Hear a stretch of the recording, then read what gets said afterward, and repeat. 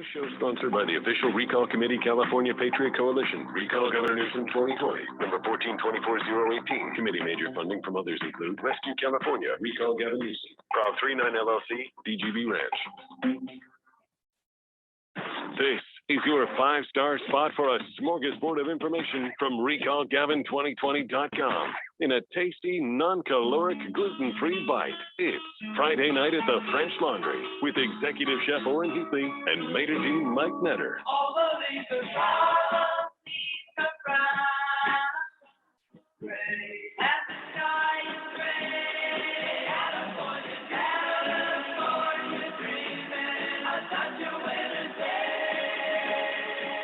Well, good evening, California. It's Friday nights at the French Laundry, the show, the virtual restaurant, which is always about California politics, the main entree being the recall of Gavin Newsom.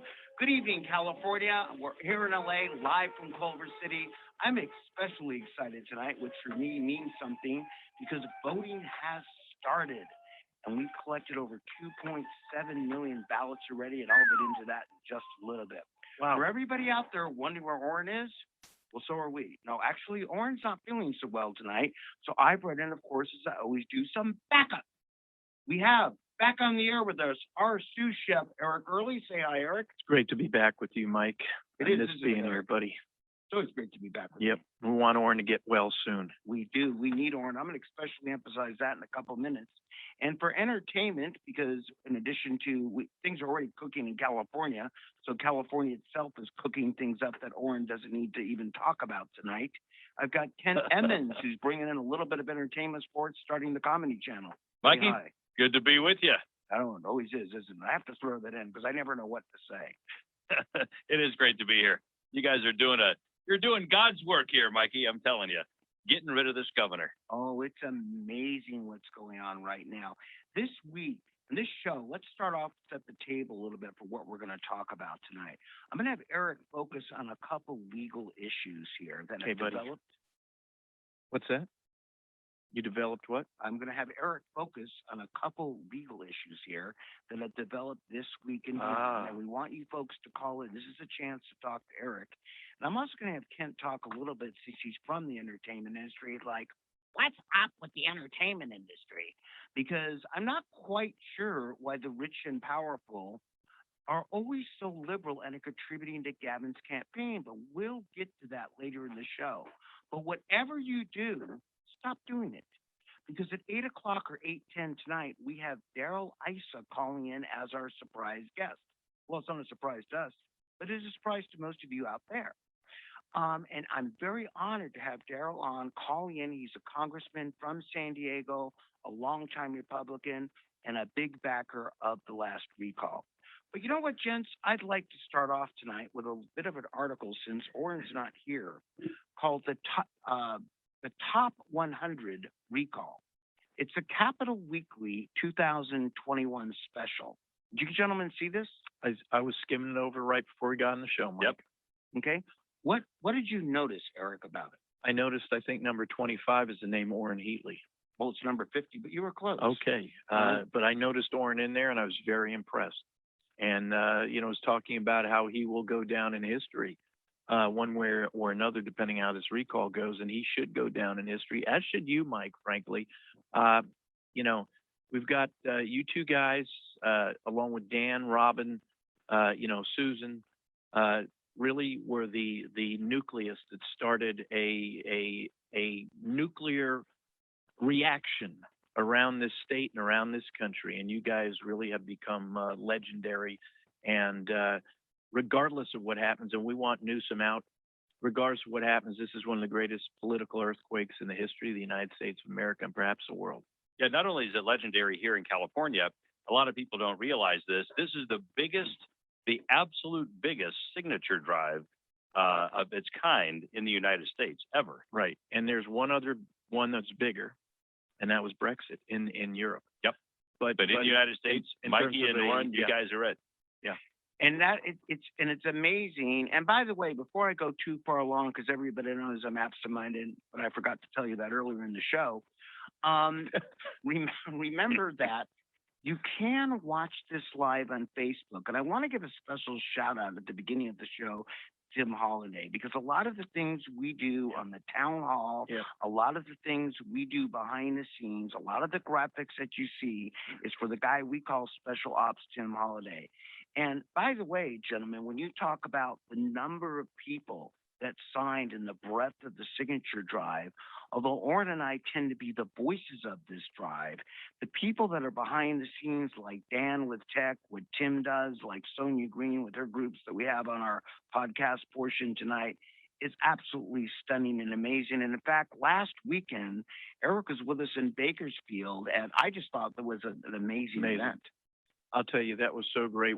That was last Saturday night, I believe, Mike. I believe so. I've lost track of dates, and we had a You were full there. house. I was there. I got to speak on my campaign. You guys spoke. Some other great speakers. We had a full house at a place up there, and you know, it was an amazing experience. As is every single place we've been speaking around the state, frankly. But before we leave Tim behind, Tim Halliday is incredible. So yes, definitely a huge shout out to Tim. Really, in my mind, a heroic figure in a lot of ways. So yeah. It's a great bunch of folks all around the state. And speaking of folks around the state, I happen to be up in Yolo County and Solano County a few days ago. And one of the gals who is one of the original folks with this is Michelle Guerra. Yes. And Michelle, I want to give a big shout out to Michelle and also to Dan Brown from Yolo County. Michelle's the chairman in Solano County. Yep. In a state that has a relatively dysfunctional Republican Party. I got to tell you something, Solano County and Yolo County, Dan and Michelle run it like a top. They do. They are Eric and I fantastic. were up there for his run that he's doing that we're not supposed to mention on the air. We're not going to. But Yeah, about a don't month mention ago- that Eric's running for Attorney General. Yeah, I'm Do not supposed to. I mention cannot that. mention that. And don't mention that you're going around the state with me, Mike. Not a word. I'll tell you, really, it's what we're seeing, for whatever reason, while we're going around the state, what we're seeing around this state of California, there is a passion, there's an energy, people, we're going to take back this state. You know, all you read about in the papers are about how this is, you know, tons more Democrats and Republicans, you know, you see the numbers. All I know is we've got a lot of people, regardless of party preference, that are really ready for a change. And, you know, things are lining up very well. I think that's what really scares, and all the articles scares the papers, scares the Democrats, because again, they talk about Orrin, they talk about myself, they talk about this, that, and the other, but it's an army of literally millions. And I'm not saying just those who participated or signed it, but as you saw, Kent, when you go up and down the state, the enthusiasm which has been generated by the recall is kind of like the Great Awakening. Yep, it has. And you know what's interesting about this is they keep harping on, you know, a lot of the media talking about, oh, it's this crazy Republican right-wing thing. And it's not at all. I got to tell you something. It's there are so many great Democrats in this state. There are great Democrats in this state, and they have stepped up, and and you know, the dysfunction of this state hurts them as much as it does us. And they're as passionate about getting this thing done as we are. We just want our state back. That's all we want. We want it back in the hands of real people, not plastic politicians like has taken this state down forever. Yep. Well, and it's a reminder too, and by the way, I was remiss in forgetting Christine in the mailroom, who started this too, collecting that. And it's interesting, when the mailroom was being run, the number of diverse notes that we got, we probably need to do a whole show on that. Because when people mail you notes, like we do rallies and we do other things like that too, right? Where people come around and they'll talk to you, but generally they won't come up and insult you to your face. And one day we'll have Christine back on again talking about the mailroom, because people will write things to you like they do on social media. So people would write notes. And we just got a Christmas card, by the way, that was really funny. Yes, you heard correctly, a Christmas card that said I can't say it on the air, but you get the drift of it, right? And we're like, all right. And it was one for me and one for Orrin. Very polite, I thought. Mike hears that so often, but he's callous to it. But yeah, but what was funny is during the thing, but I still hate Newsom. And here's a signed petition. So again, I want to give credit where credit is due, and we'll get back to that after the break, to the master of the recall himself, and that's Gavin Newsom, whether you like it or not, because he's literally bringing the state together. And after we hit the break, we're going to actually get to the Atlantic article that I thought was quite fascinating that everybody read. But a shout out to everybody out there. And now, as I always do right before we go to break, please put the small children and pets under the table. Put your hands over yours to get ready, because I'm going to do it, because it's Friday nights at the French Laundry, KABC 790, all the way from the international border to Oregon. Recall Gavin, 2020.com. Just tell them it's important to follow all the law. How any violation. KABC dependable traffic right now in trouble in the northern. Good evening, everyone. This is Tim Holiday with wonderful Sonia Green. And let's see if we can get Sonia off of mute right now. How's that? Can you hear me? There we are. Can you hear me now? Yes.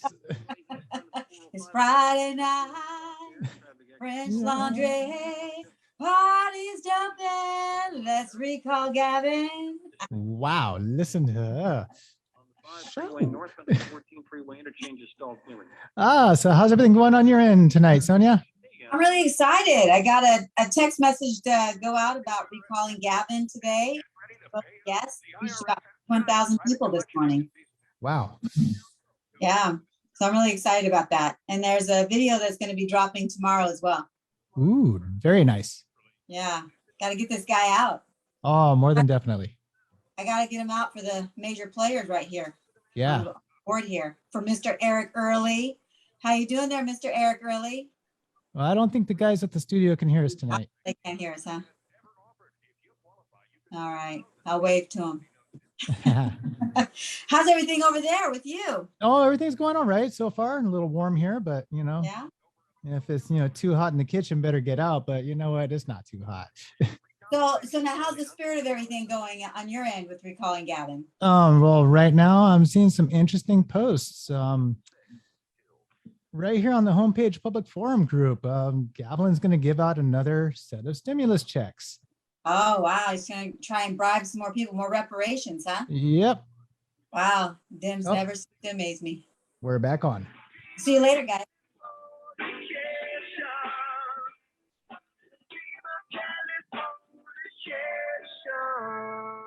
Well, welcome back, political fans, to our virtual restaurant with the tasty treats always chewing up Gavin, so to speak. Wait, that didn't come out right? Oh, yes, it did. It's interesting as this develops, and as I don't even like to call them the Democrats. I'll call them Gavin's side. Seems to be in this perpetual panic. And more, they continue to throw things at us, the public. The latest court case, and I'm going to flip to Eric and let him explain to that in English, because all I see when I look at these is you won or you're lost. But before I get there, I also want to tell everybody out there, there's a lot of going around. I think it's about 455 this week, not 455 the time, but the legislative bill talking about where they're going to mandate vaccines to enter restaurants, etc. And I'd like to get your opinion on that and your emotion on that a little bit. Within reason, we are public radio, if you will, by calling 1-800-222-5222. This isn't whether or not you're for or against the vaccine. It's how would you, or if you've had the vaccine, this is how do you feel about your legislature mandating the vaccine? And I also want to add something here. Isn't it strange that we have a governor that we assume is going to sign anything, which he will, that the legislature puts upon him to oppress us, the people? But before we get there, that's 1-800-222-5222. Well, Mike, let me just, what you were talking about, he signed things that he doesn't necessarily even get from the legislature. This legislature is bad enough. I call it the Politburo up there. It's a one-party rule up there in Sacramento.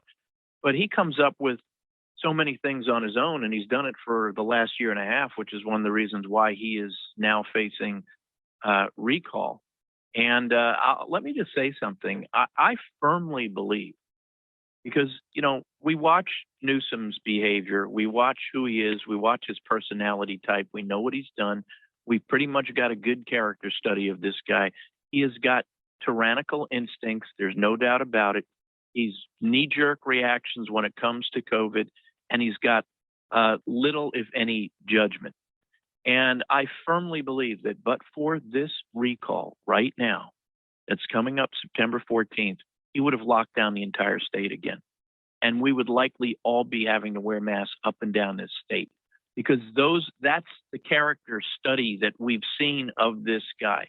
And the only thing that's kept him from doing it, in my humble opinion, and these wackos at the LA County Board of Supervisors who all kiss up to Newsom from doing it here because they're the same types. And there's this mayor here named Garcetti, who thankfully is going to be shipped out across, halfway across the earth to India as soon as possible. By the way, you know why they got him there? Well, hold on. I know why. But hold on. I think I know why. That's something to do with homelessness. Got a lot of knowledge of homelessness. Listen, the only thing stopping all these people, the other ones who want to keep Newsom in office, from locking us all down is this recall. I got to tell you something. If we don't get this guy out of office, God forbid what's going to happen, within the week or 2 weeks or 3 weeks after this recall election in terms of locking us back down again. And it's absolutely. And before I get you to talk about this legal case here, I want to jump to a line because we have a friend of the recall calling in, Stephen from Santa Monica, and I want to get him. He's the gentleman that built a lot of monuments. He's literally traveling across the country, I believe, in the next 3 weeks. Stephen, how you doing? Oh, Stephen. Hey, Michael, Eric, how are you? What's Listen, up, I bro? just want to do a parting shot here. I'm actually in my rented Lincoln Navigator here. I'm heading to Vegas right now. Wait, is it rented or stolen? Yeah, well, if I don't bring it back, it might be the latter, yeah. But listen, I want 60 seconds to let everybody know listening. You guys are the greatest patriots I've ever met. Mr. Early, you're a stand-up guy. What you and Orrin have done and what Mike have done, because, you guys don't need to pat your back. I'll pat it for you.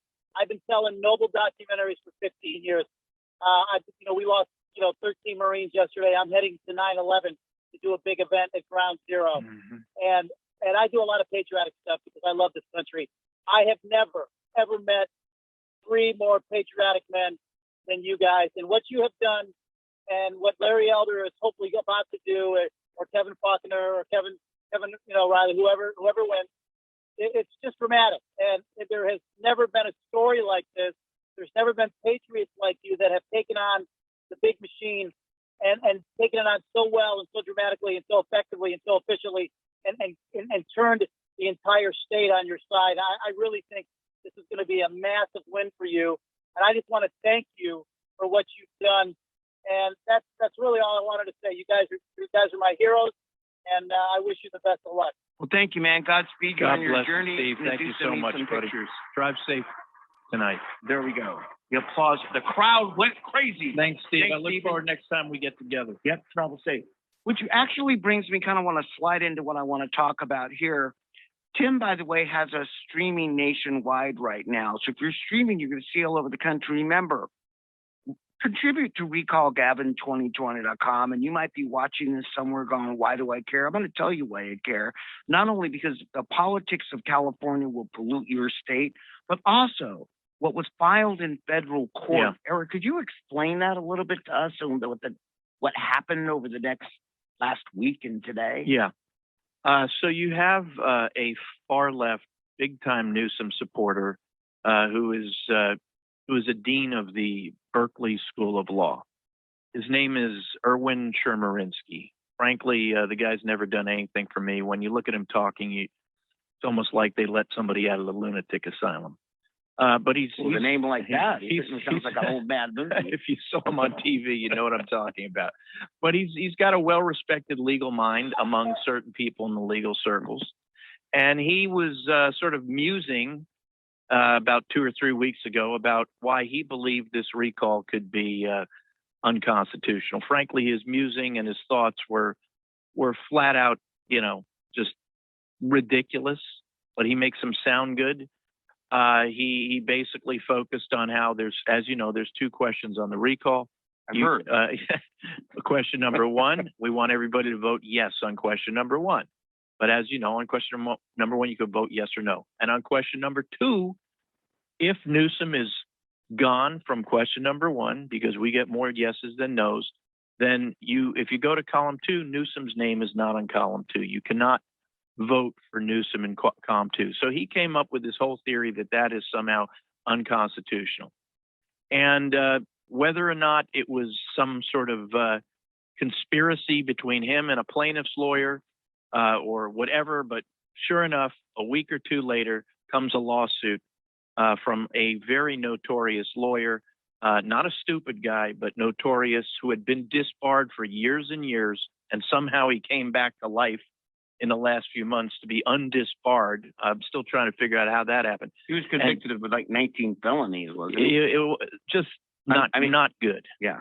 And never been good in terms of he's just bad news, to put it mildly. He files a lawsuit based on this half-based theory that Chemerinsky came up with. He filed a plaintiff to be the named plaintiff, and they filed this lawsuit claiming that the recall is unconstitutional and should be frozen in his tracks. I looked at it right away. A couple other people I know, knowledgeable lawyers, looked at it right away, and we believed it was totally bogus from day one. But many in the mainstream media thought, wow, this might be our chance. We could stop this thing. And so we, intervened or moved to intervene on behalf of the recall movement. Surprisingly, the Secretary of State, who was a defendant in that lawsuit, filed a strong opposition against the theory that this half-baked plaintiff was bringing. And today, I'm very pleased to report that the federal district judge dismissed or denied the effort to stop the recall. And so, sure enough, the plaintiff's lawyer filed an immediate notice of appeal, but there is no way that a court of appeal is going to change this district court's ruling, and nothing is stopping this recall from going forward on September 14th. So folks, keep voting yes on question number one. Eric, who was the lawyer? Who was the notorious lawyer? Name is Stephen Yagman. Out Look of- him up. Look him up. From where? Sacramento? No, from No, down somewhere here in LA. LA. And, Where do these scumbags go? I mean, seriously, I'm not a lawyer, but where do they get the gall to do something like this? Oh, This man. is part of our law here in the state of California. Can I Not ask even- can I there's not ask even a a question? question. I'm a little Mike, it's your confused. show. You can ask a Listen, question. he's basing it on this guy, Chemerinsky, who walks around like he's some sort of, the second coming of, Lord Blackstone. Okay. And pick your lawyer of the day. Here's where And a I'm lot of people confused. buy into it. I don't. Here's where I'm confused. So I watched the gubernatorial debate this week on Wednesday, okay? And where I thought Kylie did quite well. And again, we endorsed no candidates on there, but we had certainly the YouTuber on there, and I thought all the candidates were fine. And they asked each Not of the the YouTuber. He was, what a joke. I'm being kind, but Yeah. let's put that down because we're not supposed to discuss that here. But what I found interesting is they asked each one of the candidates, and you could tell the hosts were a little liberal, will you accept the election if it doesn't go your way? And what I'm driving at is this, and I've been now asked this, I did an interview on this today, and they always end it, will you accept the election? And what I don't understand is why, when our side says, we're kind of questioning election law, conspiracy theorists, we're called this, that, and the other. Oh, I can go on and on. How about they, that, I know though. you can. I don't expect you to, Eric, which is why I'm putting my hand up. But I'm just making the point that isn't it interesting that, our side, it's like, wow, the conspiracy theorists and their rotten eggs and their commies and but our side does it in justice. But here's what's even weirder. They continue to challenge the recall process and change the game after the recall is on the ballot, and nobody from their side says maybe that's a bad look. Listen, this recall law has been on the books since 1911, as you know. It's written into the California Constitution. There have been over 100, I think maybe 400 attempted recall elections since 1911, following much the same procedures that, they tried to change this week or claim was unconstitutional. And, So now Newsom is saying if he's lucky enough to stay in office, he's going to try and get some legislation to change the recall procedures in this state. Well, I know that we're going to go into that article after the break, or I want to talk about the entertainment industry too, again, and give you a segment on that. Because again, I'm really confused. And I want to stress again for everybody out there that the recall was put in place to begin with against Standard Railroad. What? Yes, you heard correctly.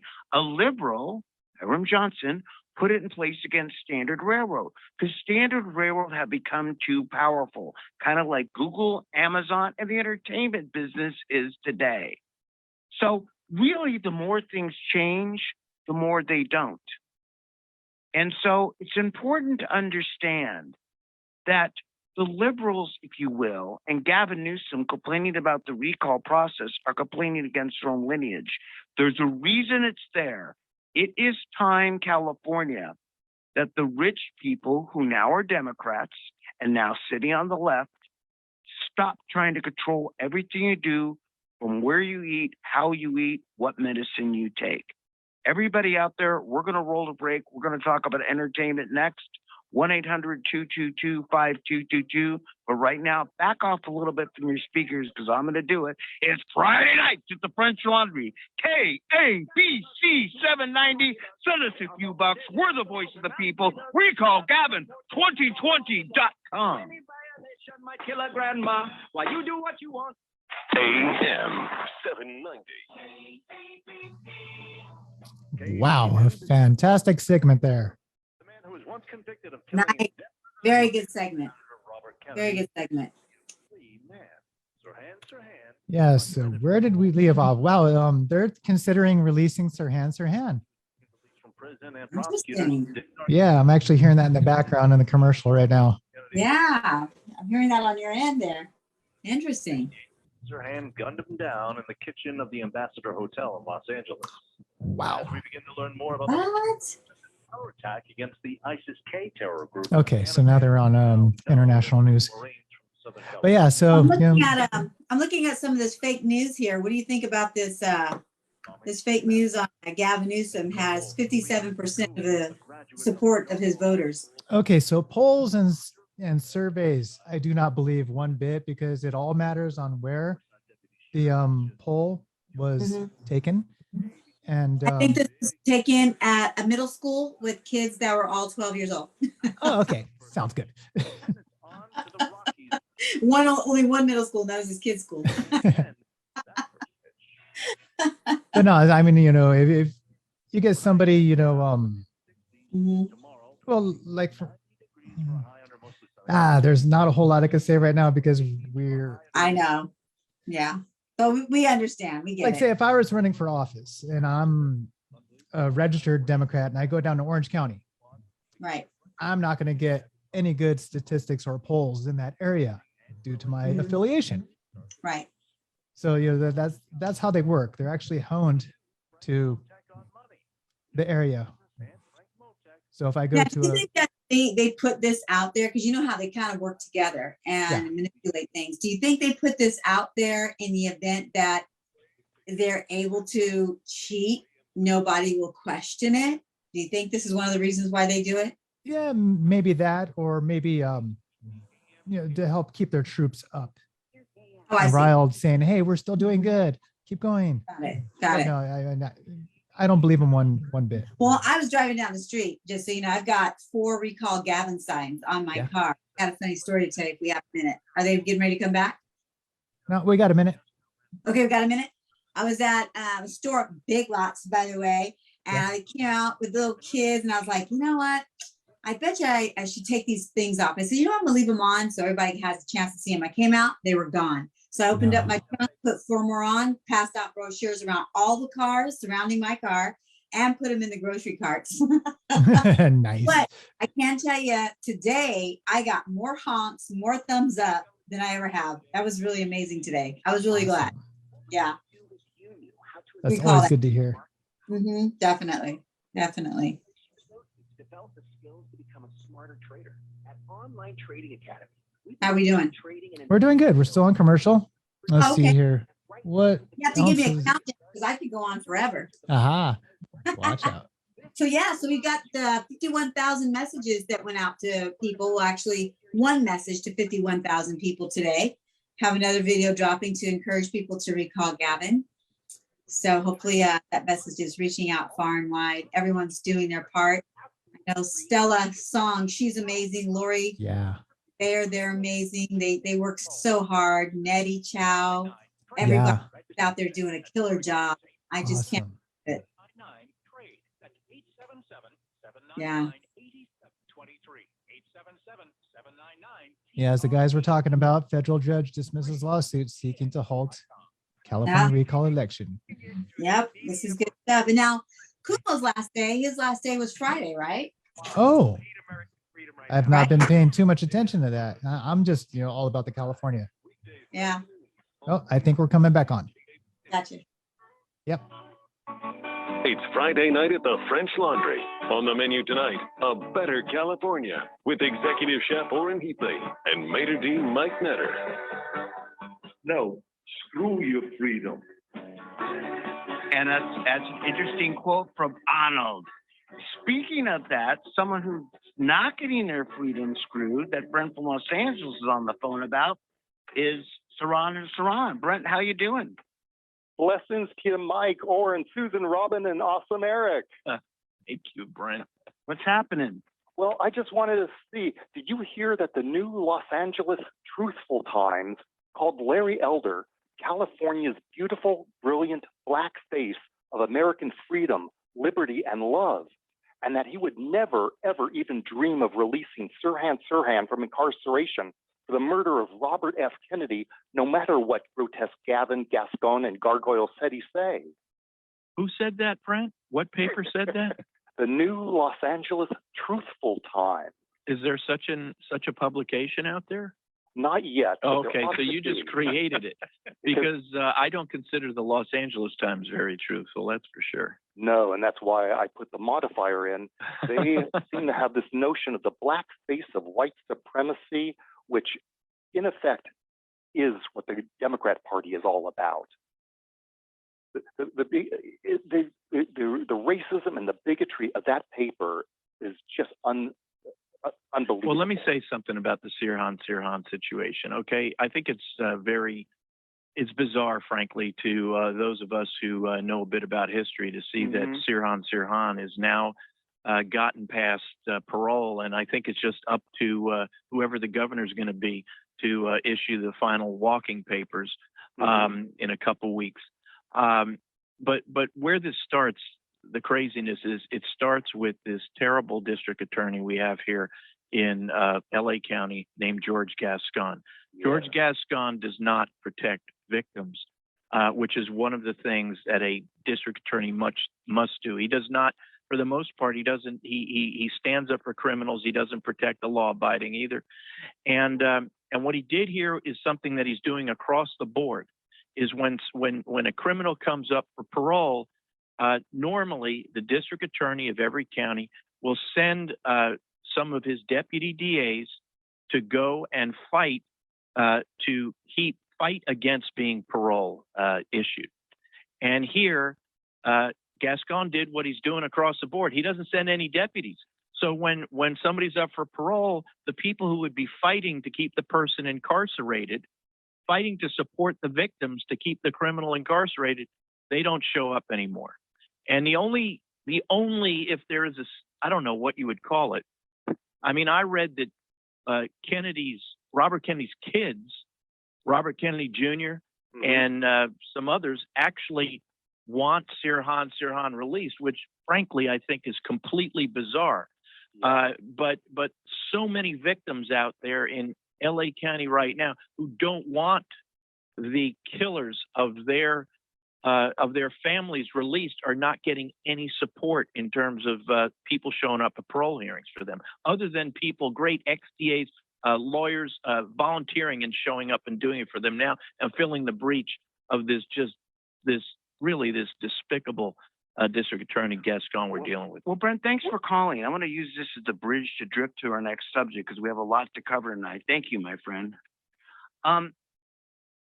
this is something I'm really confused on. And to your point a little bit, Eric, and I really want to ask you about this in our next callers before we hit break, especially on two, but I'm going to read some names here tonight. Okay. Got Reed Hastings. Yeah. Laureen Powell Jobs. Yeah. Steven Spielberg. Mm-hmm. We have, names I don't know, but Jeffrey Katzenberg. Katzenberg. Yep. Now, I'm going to read some figures after that. Reed Hastings, Netflix, $3 million. The guy who was in This is charge. the amount donated to the recall to Donated, support to Gavin Newsom, to retain Gavin Newsom. And what I really don't understand is I think these people that are so rich or so far away, Eric, from the actual crime, 40, 50 years later it was committed. Because I remember seeing Robert Kennedy, on TV, and I was appalled at like 11, I think it was like 12 years old. And I have a question for you, and I'll bring Bianca in this toward the break here too. Why is that? Is it because they're so detached? They feel. Why is the entertainment build so obsessed with supporting the left who just doesn't support That's us? for Kent, that question, Kent, right? That's yes. It's actually for access, and that's really all it is. Listen, I wrote a book, that did very well last year. It was called The Common Sense 80%. And the book was about the fact that 80% of the people agree on over 90% of the same stuff. And these folks, whether it be Katzenberg or Hastings, who I know, or some of these folks, they don't disagree on much of anything that we agree or disagree on. They are pretty much on the same page with most of that. But for them, there's this little weird society around the Democratic Party here in California. And it's interesting too, running in those circles, that you see some people, some of the stars that will actually get on Twitter and they'll get on social media and they'll just pound the crap out of conservatives, whether it be Trump or whoever it may be, or Larry Elder or whatever. And secretly, I know them personally, and I secretly know them to have supported the same candidates that we support. So a lot of this, like with Newsom in particular, is just access to him and access to this society up there in Northern California. And that's really what it is. And they also feel like they've got to kiss the ass of the people who follow them. So they kind of feel like, these consumers of their product, they're all liberal. So I've got to play that game. But behind closed doors, a lot of these folks are closet conservatives or closet common sense people. What you're describing makes me sick, and frankly, I think it makes millions of people around this country sick. Makes us all sick. Because these people we're talking about, if in fact what you're saying happens, where they are in the background supporting conservatives, but they're in the foreground writing out millions and millions of dollars checks to keep these woke far left crazies like Newsom in office that are destroying the lives of so many people out there, is sickening if it's all based on their own personal access. I'm looking at this list that Mike was talking about. You got this bozo Reed Hastings, $3 million to Newsom. Priscilla Chen, I believe that's Zuckerberg's wife, I think. Might be. $750,000. Katzenberg, $500,000. Steve Jobs' ex-wife, she's up to $400,000. Marissa Mayer, she used to run Yahoo, $200,000. Eric Schmidt, Google, $100,000. And again, this is what's supporting this. It's these elitists. That's what it is. And we're done with them. But think about this for a minute. To them, it's access to that sexy Northern California lifestyle. That's what it is. Think about this, Eric. Remember a few years ago, about 3 or 4 years ago, when Bob Iger was running Disney. And Bob decided he would play the game, and he was going to do this series of fundraisers and raise a boatload of money for Democratic senators to get reelected. And that lasted about 3 weeks until the shareholders and his board members piled on him and said, "What the hell are you doing?"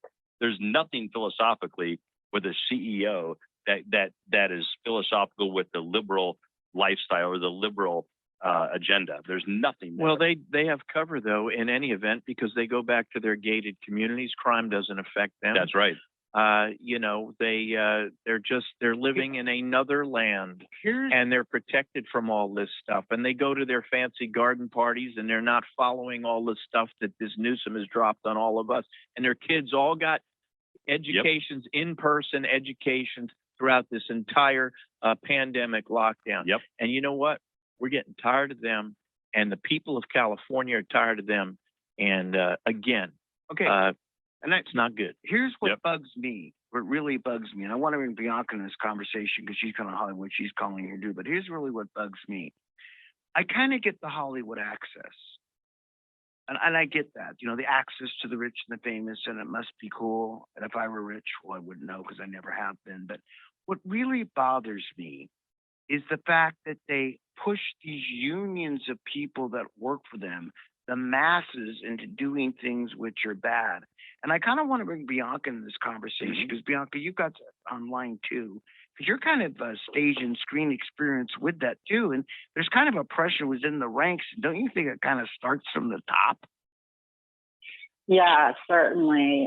You know, there's a very unwritten language in Hollywood and entertainment that, you know, left is the way. And, you know, I think Roseanne Barr was kind of drummed out for her support of Trump.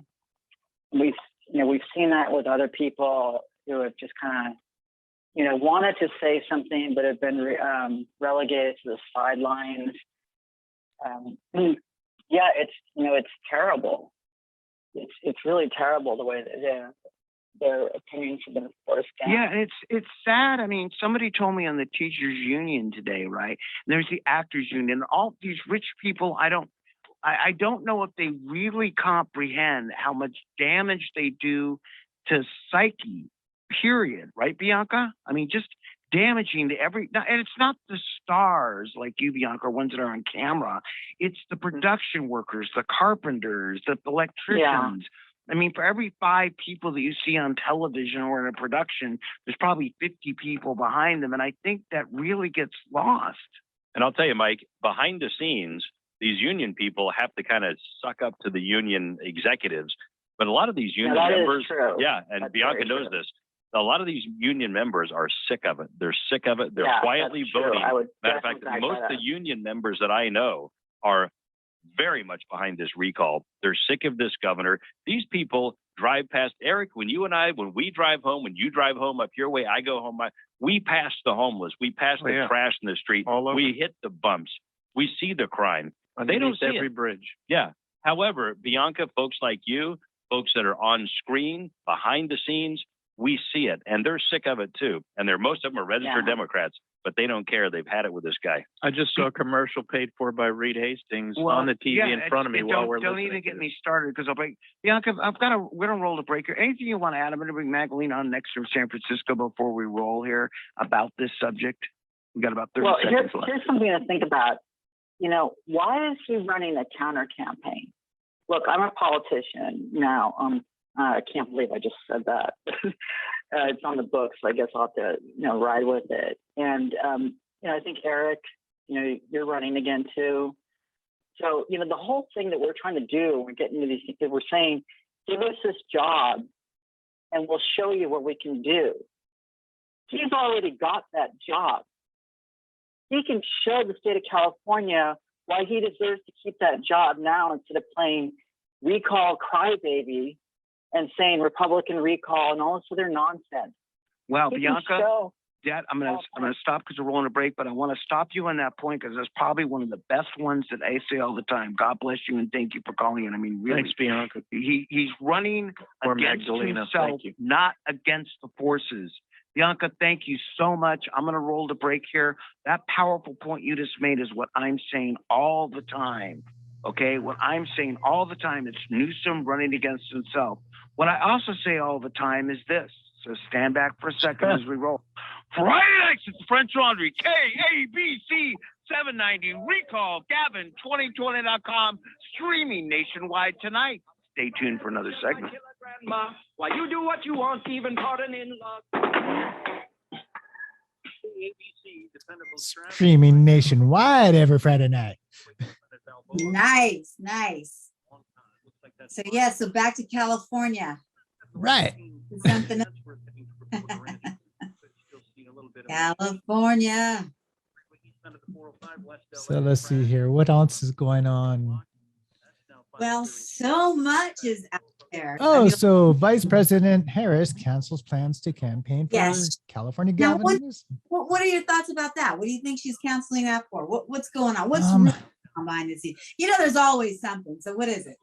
What is It's your thoughts? it's hard to say right now. She might Mhm. want to, do something for the troops in Afghanistan. So I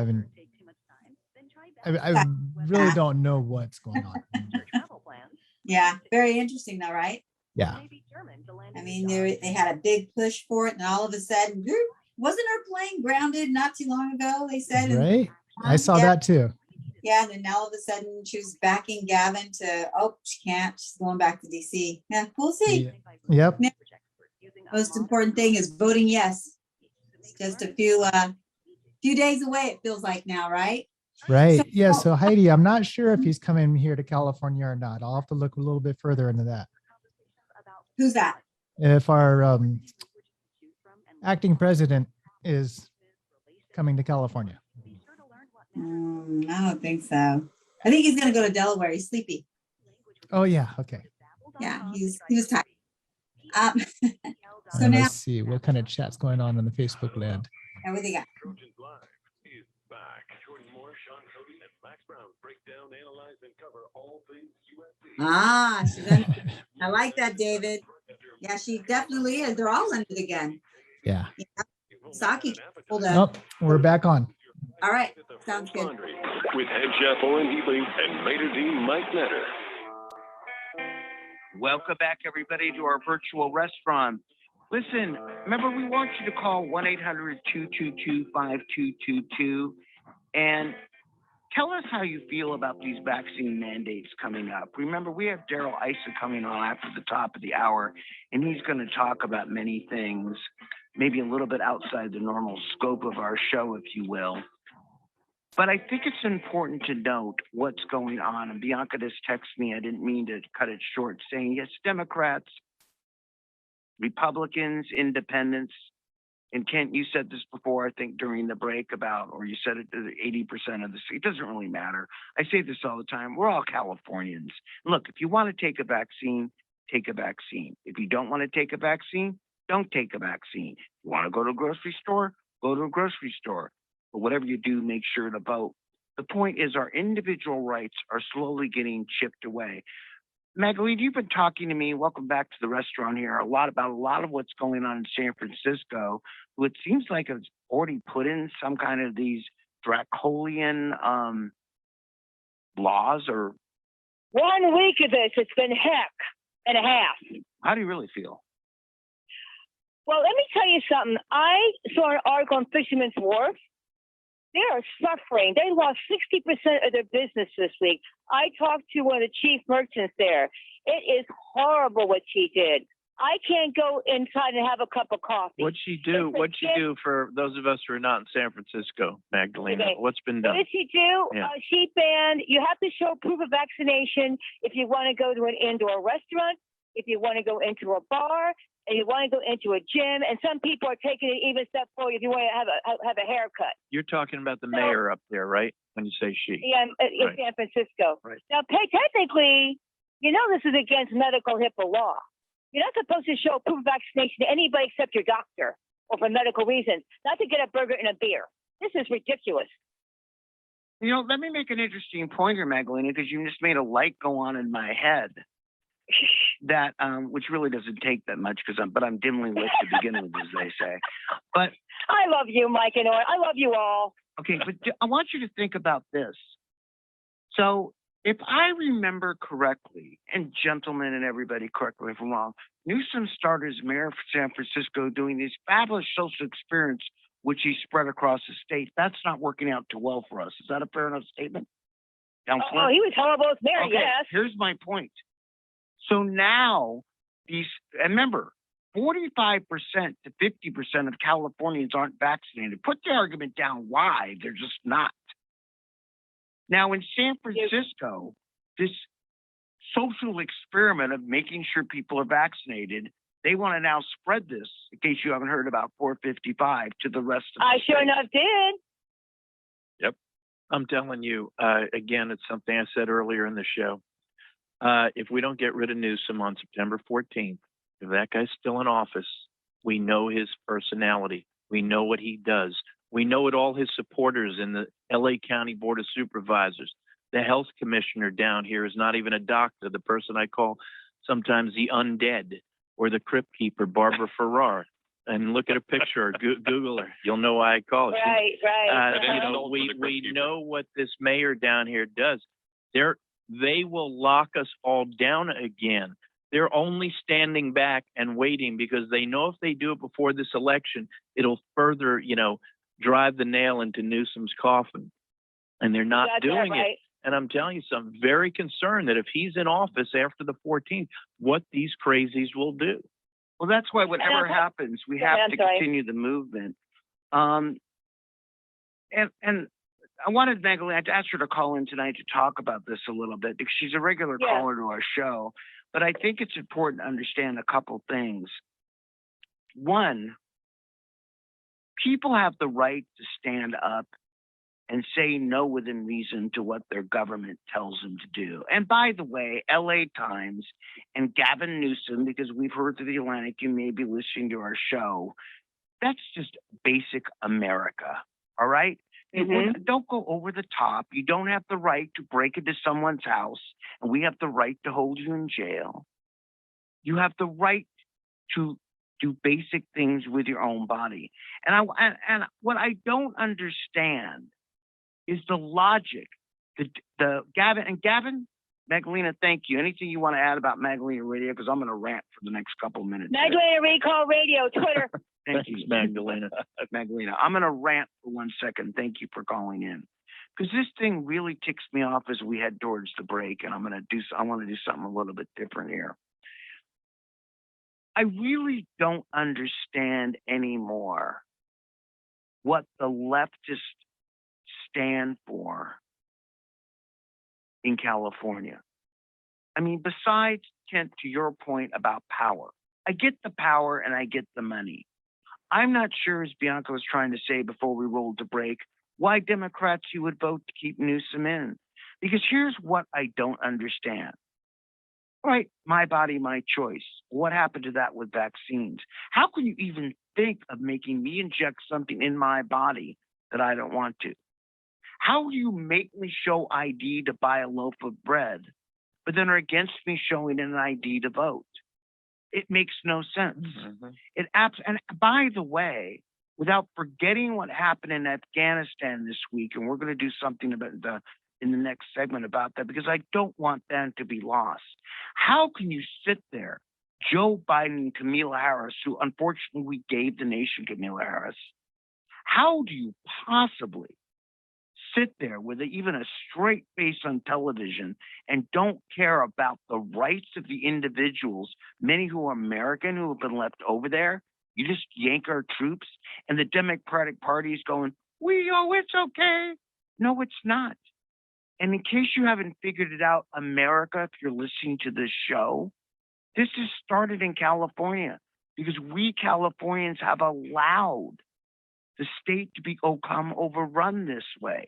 Yes, I blame all of us, including me. The recall is our first step in taking this back, but let's not forget we're 12% of the population. If you're out there listening around the country tonight, remember, the reason we ask for donations and pay attention in this election is, it's kind of our fault. All these things we're talking about just aren't working out well for us living in California. I could, listen, the electorate, most of the electorate does not pay nearly the kind of attention that we pay to these kind of things, right? People like us, many people listening, we are, we follow what's going on politically. We follow closely what's going on in the world. A lot of people don't, and that's not knocking them in any way, shape, or form. So people who don't watch this stuff closely are therefore subject to like a headline here and there, or a late breaking story, or something that really, it sort of gets them thinking a certain way about a politician or a bill or something like that. And unfortunately, so many people are easily snookered by people, for example, in the mainstream media, who know that there are so many people who don't focus on this stuff and they can manipulate their minds. And it leads to what we have in office here, because almost exclusively the controllers, the mainstream media, want what we have in office in this state to remain in office. It's bad. Okay, and I want to, before we roll to break here with a minute left, I want everybody to take a deep breath here. We rant and rave about state politics because that's what we do, and we need to recall Gavin Newsom. But as we're going to break, I'm going to do this one a little softer. Daryl Ice is going to be on after the turn of the hour, because I'd like everybody, including our podcast, just to have a moment of silence for not only the 13 Americans which died on Thursday in Afghanistan, but for all the people over there suffering, because frankly, our president made a bad decision. God bless us all, and God bless the 2 soldiers from Southern California especially, which lost their lives. This is Friday Nights at the French Laundry, KABC, and I want everyone out there to take a deep breath and be quiet and understand what people over there are going through because of a decision that was made in our national government. God bless. So I missed my brother's wedding. It wasn't me. You tell the barber for hairdressing. This show is sponsored by the official Recall Committee California Patriot Coalition. Recall Governor Newsom 2020, number 1424018. Committee major funding from others include Rescue California, Recall Gavin Newsom, Prov 39 LLC, DGB Ranch. Wow, Sonia, can you do a quick prayer? Say again, you cut out. Can you lead us into a quick prayer? Oh, Heavenly Father, we come to you today, everyone that's out there, all of us that are here on this radio station tonight. We come to you and ask for your mercy and your grace. Father, please deliver us from all of this confusion, this wretchedness, and the bad leadership that we are facing, and not only just our nation, even in our states alone. So, Father, I come to you and humbly ask you, as you tell us to come to you like the children that you adore and love so much, that we humble ourselves before you and ask that you give us wisdom, erase the confusion and erase the anger that we have, and fill us with your joy and your love, and that you can give us the sight and not only just the sight, but the courage to keep fighting your battle. And Father, I believe that as we look to you and we put you first, we will deliver your will. In Jesus' name, amen. Amen. Thank you. Not to do it. Yeah, it's a pretty somber thing that's happening over there in Afghanistan. Yeah, it It's is. a horrible situation. David says, thanks for the prayer. Very welcome. Yeah, and you have bad intentions. You have bad intentions leading a country and a state. This is the situation we're in. And I go back, what Mike Netter was saying, and questioning why are Democrats so gung-ho still supporting. Well, we know why the lobbyists are. We know why the elitists are. They don't ever have to, they want to separate themselves. They want to separate themselves from other people, or even things that maybe scare them. It's something that they came from. They don't ever want to be reminded of it again. I think there's insecurity issues there, but more so than ever is that when you buy into something, and especially when it's an indoctrination and coming from a psychological type of point of view, it's very hard to overcome that. You literally buy into it. It's just like a game. They know it's not good for them, but they've been recruited. Those are the people that extended different perks to them and kind of got them to sell their souls. And I kind of look at the leftists in that way, that it's so hard for them to listen to the truth. And that's why you see them get triggered, because what is actually going on in their minds, and then when they hear the truth, that becomes incongruent with their spirit. And that's why they come out lashing out. And it's very difficult for them to admit that they've been deceived. So when you buy into something that has been so blatantly wrong, but it felt so good, and you wanted to believe that, you can't stand the truth. That's like kryptonite to you. So they don't want to hear the truth, and that's why they continue to turn it off. They'd rather believe the lie. At a lot of tabling events, I saw a lot of middle fingers come my way. People stop by and cuss us out. There's a lot more thumbs up, and a lot, obviously, because we got the signatures to meet the goal. Got up, right? But there is a good handful of people, agitators, basically. Yeah, they've been fooled, and it's a really sad thing. One day they'll meet their maker and understand it, and they're going to have to fall to their knees. Yeah. For sure. Very serious situation that they're facing.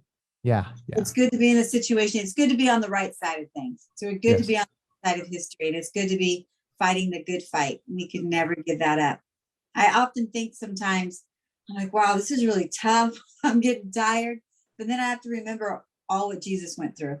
And it was way, way, way, way, way more than I could ever even think about. Yeah. Or conceive that could ever even happen. Just so we got to keep fighting. Yeah. We have to fight for our freedoms. And that's it. Stella says, super proud of you, Sonia. I love you, Stella. We're back And you know, on. people keep telling me to give a shout out. 2020, number 1424018. Yeah, sorry. Committee major funding from others include Rescue California, Recall Gavin Newsom, Prov 39 LLC, DGB Ranch. This is your 5-star spot for a smorgasbord of information from RecallGavin2020.com. In a tasty, non-caloric, gluten-free bite. It's Friday night at the French Laundry with Executive Chef Oren Heatley and Maitre d' Mike Netter.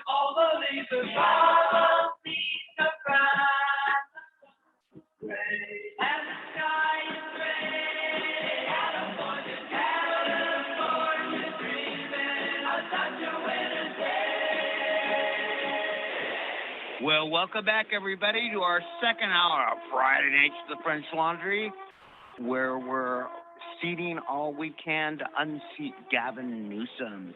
If you missed the first hour, what you missed was Eric Early talking about the court case this week, which was dropped with the people trying to overturn our right to recall the governor.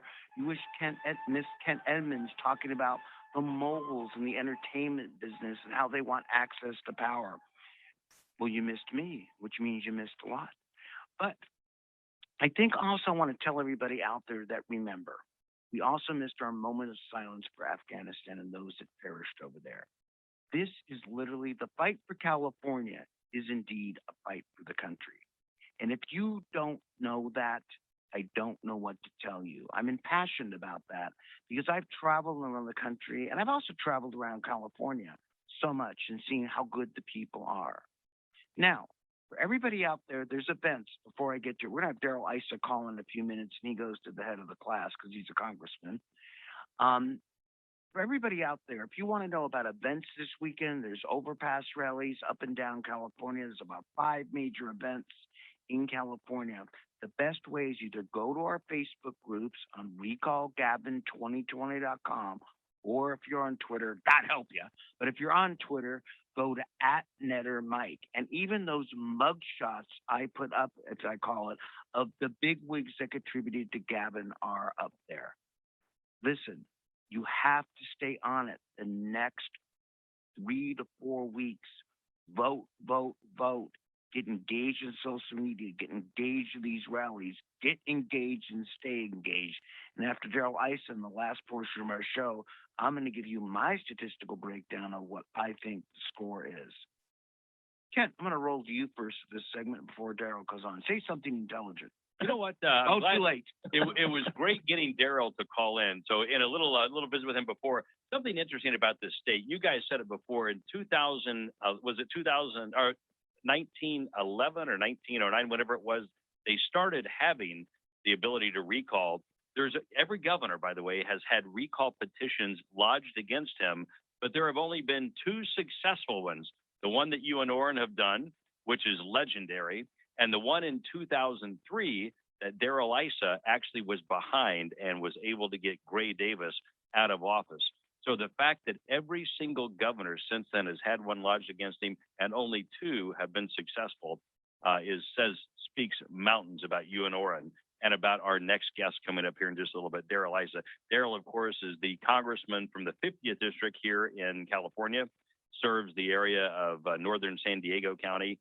A lot of crazy people in Congress, but this guy has been a solid one through and through. He served from 2001 to 2019. Are you part of his PR team or what? Man? I am Because not, this but is but I do want people to know who he is. Let me just say something because let me give a little bit of distinguish between the two successful recall movements of a governor, meaning successful in getting a recall election on the ballot. Daryl, it's my understanding back when it came to Gray Davis, Daryl's independently wealthy, and Daryl put up a large amount of money. And there are people out there in California, Mike, you know what the actual name is, what they do. They go out and they get paid per signature for what they paid petitioners, Right. which is perfectly legal. But it's very expensive to pay to get enough signatures to put to get a recall going. But thanks to Daryl laying out the money for that, they paid for the petitioners. They got that on the ballot. Davis was recalled. Vastly different. Yeah. Here is a recall that was fueled by the people. Yep. Mike knows the numbers, but I would venture to guess that at least 1 million of those signatures, probably more, were not paid for. It was by the passion, the blood, sweat, and tears of thousands of volunteers around the state, overseen by Mike and Warren. So it just shows you the energy, enthusiasm, and everything else behind this recall, which really separates it out from the others. Mike, what were you? Yeah, gonna I say? want to stop at that because you bring up an important point that we kind of lose sight of talking about it. We turned in 2.1 million gross signatures. Okay, now what Orrin was able to do, and I want to give Orrin extra props, even though he's out here tonight, because he just really does belong in that top 50 list of influential Californians. He was able to put together a team that about 6 of us spearheaded and moved forward, right? Understand what Eric just said. And let me correct you on your numbers. Okay, Please do. Haven't said this in a while. 2.1 million signatures were collected.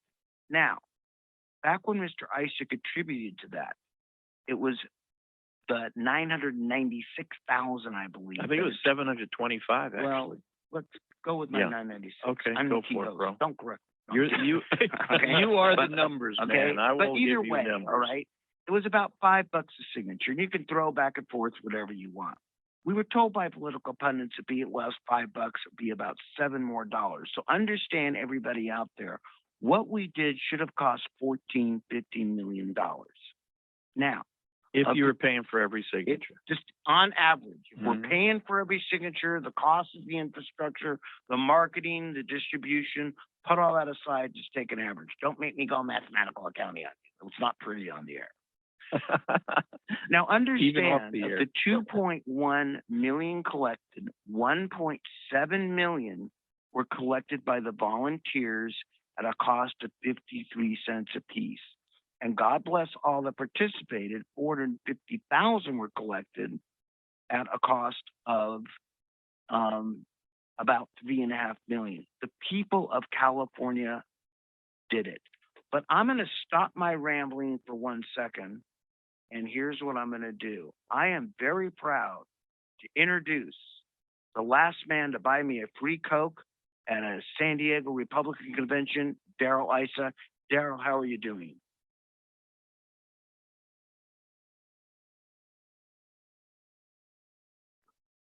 Daryl? Yes, I don't know if you heard my introduction, but I still owe you $6.71 for one Coca-Cola. you know, that's the problem, you know, with Coca-Cola.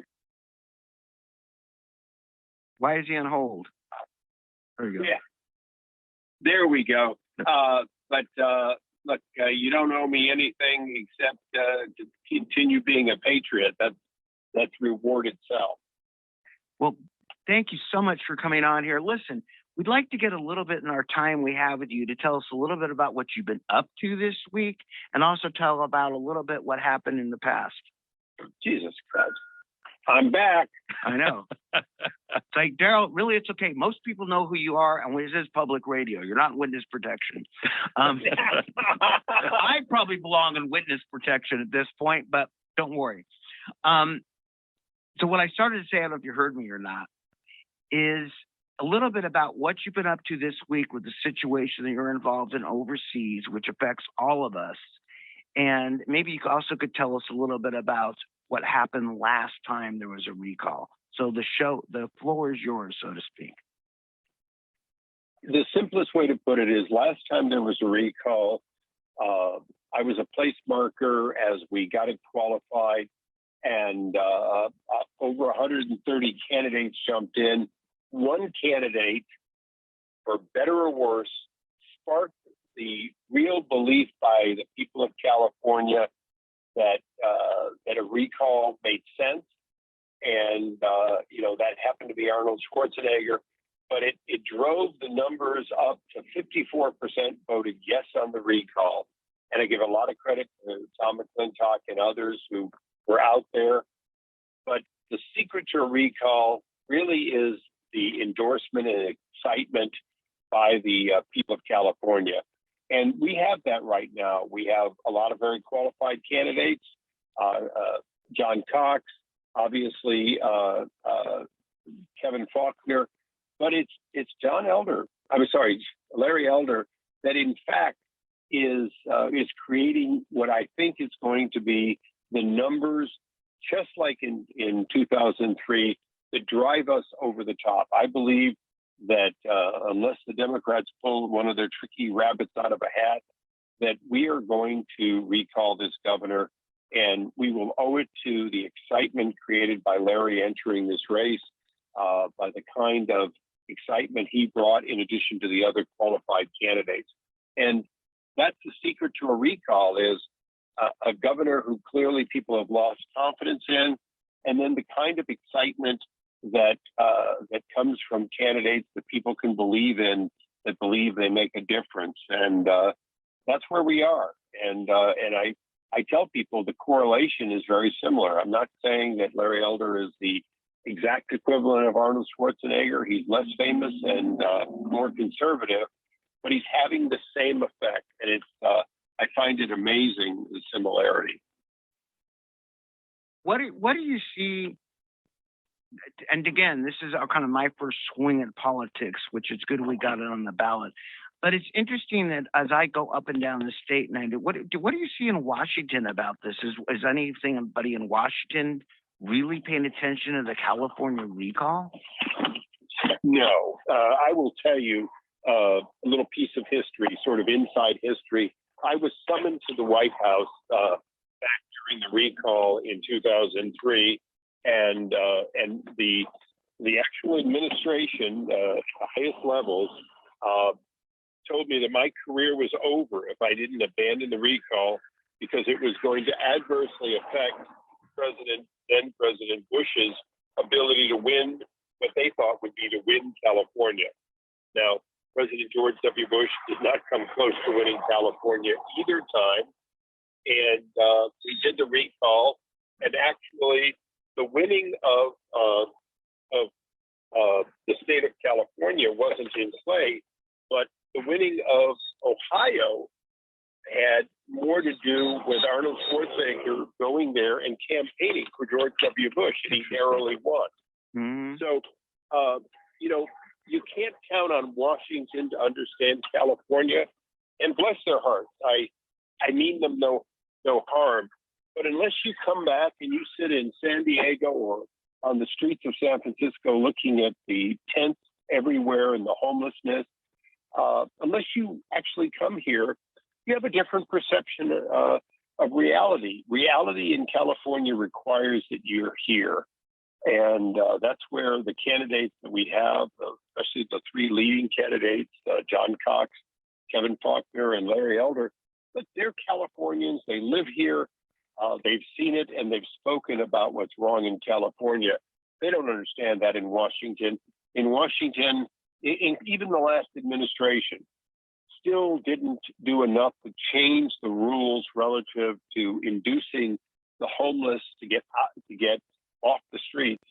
And that's only going to happen if a California governor steps forward and says, no, we won't tolerate homelessness. We'll provide alternatives, but we won't tolerate people, excuse the expression, defecating on the street.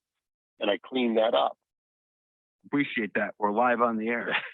Hey, Daryl, what do you see as the difference between the pain points in 2003 and those pain points that we're seeing right now in 2021? What are you hearing as you're out there traveling around the state? Well, obviously the pandemic and the handling of the pandemic and the vast amounts of money that are flowing in because of it makes this very different. In 2003, the governor had a deep deficit that he had covered up. In this case, this governor has a huge surplus that he's using to try to buy votes. That's a big difference. But in a sense, the lack of belief in the management, the incredible ability to have the most populous and most important state in the country not be able to, quite frankly, to keep the lights on, literally.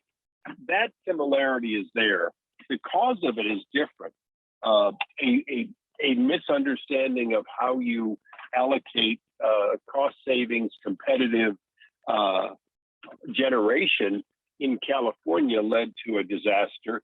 Now, an actual deliberate reduction in the availability of energy, particularly late in the day, with turning off the kind of energy that works when the sun goes down, has caused the lights to go off. But I think the most important thing is the hypocrisy. An out-of-touch governor is the complete similarity. Gray Davis was out of touch. I'll share with you a piece of history. The late Larry Flynt, the owner and creator of Hustler magazine. We all know Larry, Daryl. That's okay. We all know Larry. And you know, look, he was a Democrat. He voted Democrat. But he said something when he ran for office. He was one of the over 130 candidates who ran for office. He said about Gray Davis, "At least I'm not paralyzed from the neck up." And he was in a wheelchair. And I've never forgotten that, because at the end of the day, when the lights are going off in California, when people are suffering, when kids aren't getting an education, a governor who's paralyzed from the neck up is a liability. This governor, like Gray Davis, is paralyzed from the neck up. Well said. He says a lot of stuff, but he doesn't do the things that address the problems that are causing the people of California to feel real pain. And these are every one of these pains. The lights going off, the support of the homeless in an adverse way, and stupid policies, particularly caving to the teachers union on getting kids back to school. All of those things are indefensible because this governor has been paralyzed from the neck up. And I'll give you a quick example. The Alpine School District, this is a completely public school in my district. The superintendent and the teachers union, the local union, decided to go back to school. They had to fight the statewide union. They went back to school. They have taught for a full year safely. And yet you still see the big union bosses making the governor quake in his boots about kids going back to school in a few days right now. So it's not just private schools. It's not just the elite like the governor's kids would go to. It is, in fact, a few public schools that did the right thing, proving that it was safe to go back to school. And now, a year later, you still have the union bosses trying to, basically for their own purposes, stop the kind of things that kids want. And when you look at governors, mostly Republicans, but governors all over the country taking a different tact, like Ron, thank you, like Ron, and I talk for a living, like Ron DeSantis. And you see, well, wait a second, they went back to school, their kids are getting an education, and parents are doing better, and the kids are doing better, and the economy's doing better. So I've run on for a long time. The fact is, this governor needs to go. Yeah, in fact, we'd love to have you on for 3 hours at a time, and you still couldn't cover everything that's wrong with Gavin. We appreciate you coming on tonight and everything you've done for the state, and I want to say that publicly on the air. Daryl, this is Eric Early. Thanks for joining the show today. What do you think about the impact this terrible situation in Afghanistan could have on the recall election here, with the fact that, you know, Biden and Harris were both supposed to support, come out here and campaign for Newsom. They're not coming, and even if they did, they can't possibly help them. What do you think about that? Well, I'm just sorry they didn't come to say, you know, we right now, if Kamala had come out It certainly would have driven the numbers where we needed to be. Yeah. I've tried to ask, how can we get Elizabeth Warren back on the air? Oh, I was gonna go there, but we don't have the time. Yeah, but I think the important thing is that they've tried to nationalize this. It's not national. This is really a very local question of, have we lost faith in this governor? Yes. Has this governor failed to be other than paralyzed from the neck up? Yes. Do the people of California object to a governor who literally tells us we have to wear masks and then sits there and laughs at us at one of the most expensive restaurants, the French Laundry, one of the most expensive restaurants in the country? Of course, it's very local.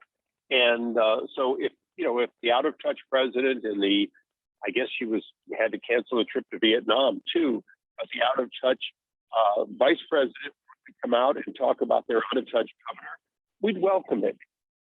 Because the fact is that the people of California know why this governor, among Republicans, Democrats, and independents, lacks the popularity to continue to lead. Remember, this is a 2-to-1 Democratic state. So when the polls show that 50 plus or minus % support recalling the governor, that's a lot of people. That's a lot of people who vote in lockstep Democrat, who go, you know what? Yes, Democrat. No on Gavin Newsom. And perfect argument against the notion that this is a Republican recall. Those numbers alone tell the tale. Yep, They absolutely. really do. You cannot recall a governor in this we state. got to roll the break here because my producer's jumping down my throat. Daryl, thank you so much for calling in. We appreciate you. Thanks for the free Coke. Thanks for your leadership. And we'll see you back in San Diego, and I owe you one. Thanks, Daryl. All right. Okay. We're Thank going to you. quickly Take do care. Friday nights at the French Laundry. We've got to go to a quick break and then a quick segment to get back on track. It was not that vacant, like 100 peeps or more.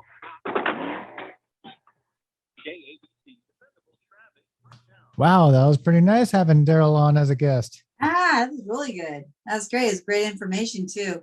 Yeah. Helpful as well. That's awesome. That's I awesome. mean, there's a lot more situations with the homeless crisis than the AI leads to meet. Basically, mental health care.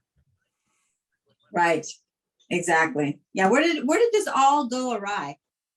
How did this happen? I'm a native here in California. I never seen anything like this, and how it just progressed so much with the homeless community. Well, I mean, let's be honest. How many did he let out of prison? Where were they going to go? Well, yeah, and that's a point that Oren brought up in the past, about 2 months ago. As you notice, when the prisoners are released, the homeless rate increases. Yeah, and it's I don't know what kind of ideals he pushed, but it's absolutely cruel. These people have nowhere to go. A lot of them are mentally unstable. They don't have any help. They're addicted to different things, or quickly will be re-addicted to things. So it's absolutely cruel, and it's obnoxious, and it causes chaos. But that left, likes to encourage chaos, and that's where there's chaos, there's mischief. Where there's mischief, there's a continuous amount of voting for them, which is really strange. I attribute that to Stockholm syndrome, or someone that's been in an abused relationship. They are being abused by this man, and they stick right by him. It's like they feel sorry for him because we're back on. Them. Sorry, we're back on. No, that's cool.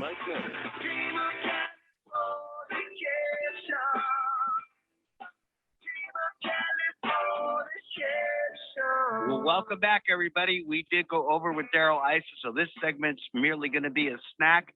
KBC has to pay their bills, so when the lights go out here, it's not the power. I want to go directly to Camille from West Hills. This is about a 2-minute segment. Get your opinion. How are you doing? I'm going to hold it down the radio.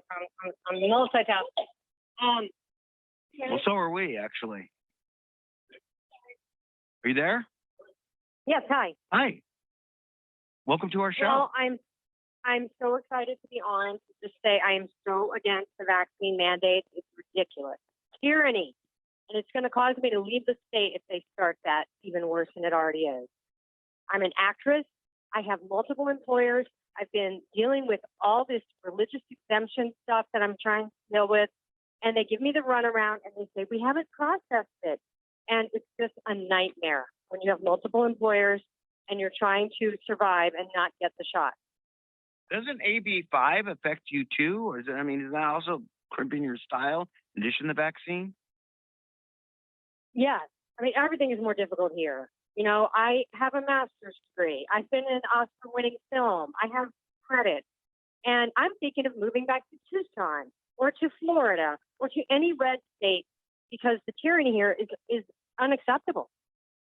Yeah, it's sad. And, we talked earlier about this with Kent, how, the big producers and the guys with the big money like Spielberg and Katzberg or whatever the hell their name is, right, can throw out these millions to retain Gavin, but it really hurts, people like you that are in their everyday working, right? It's all about control. Right. And it's large scale. It's not small scale. People have to quit thinking that these people are negligent. They're not negligent. They're evil. Yes, they are. And I couldn't agree more. Listen, thank you for calling in. Thank you for being on hold. Stick with us because I know you're voting yes. Tell everybody, no matter what the unions say, we have to get rid of Gavin. I warned you this is going to be a short segment. Camille, you might want to step back from your phone a little bit because I'm going to do it. Are you ready? Here we go. It's Friday nights at the French Laundry. KABC 790. Recall Gavin 2020.com. We are the voice of the people. Mouth breathers, just tell them it's important to follow all the law. How any violation might kill a grandma. Why you do what you want, even pardon in laws. I hear music, I can't stop dancing. Anyone that knows me, they know that. I'm the one that never leaves the dance floor. Oh, right on. Gotta go. I'll go one more dance, just one more. Well, we'll have to go dancing sometime. Absolutely. Yeah, I came from a family of musicians in a way. They're all scholars, but they played music, so I grew up with music. Oh, that's fantastic. That's awesome. Yeah. So back to what we were saying. Yeah, it's just really interesting. I forgot really where we left off, but definitely talking about where we're at today and the people that have that, Stockholm syndrome. Oh, yeah. So a lot of people want to stay in the Stockholm syndrome, says David. And yeah, cognitive dissonance is a good term to use in that manner. Yeah. You can spoon feed people the truth and they still won't believe it. Right. Well, they instill fear, they remove all reasonability and replace it with fear. Yeah. So when you can do that, they completely and utterly believe the people that is causing that damage. That's their new God. That's their new parent. That's their new whatever they want to associate that with. And they think that's their ultimate protector, knowing it's wrong. But the propaganda out there is so thick. Oh my gosh, how can people fall for this? The lottery for getting exactly. Why they start with kids in school. They talk. They get to minds that are not so independent, so aware, and they start formulating it. So that's why they have to go to the children. That's where they're preying on first, but they're able to capture a lot of adults, especially those crossing over the borders. They're already timid. They're not quite sure what they're coming into. So they grab them and they start, spewing their lies and promises. And even though they're, 8 to an apartment or some sort, they still believe they're going to be protected by this individual. Yeah. So it's really unfortunate. Very sad, very catastrophic, and very evil. I completely agree. Yeah. So we definitely got to vote yes, yes, yes. Hold on to our ballots, walk them in the whole. Yes. Yeah, definitely. Hold on to those ballots. Yeah. And I encourage people to just, kind of talk to people, encourage them. Make sure you guys have your flags out on your cars, if you have door hangers, hit 5 houses a day and different. If you're driving down a street, pull over to a neighborhood and just place 5 door hangers somewhere. And then just split, just get it out there as the best way you can all the time. Yeah. Yeah. Really good show tonight. I love the speakers and really informative. It's very energetic. You know what? I don't listen to a lot of radio, but French Laundry is my favorite station because of you, Tim. Oh, thanks, Sonia. You are my superhero. Oh, thank you. You're my superhero for saying, yeah. Yeah, no, this is really cool. I like that. And I love the interaction with the people as well. This is so good.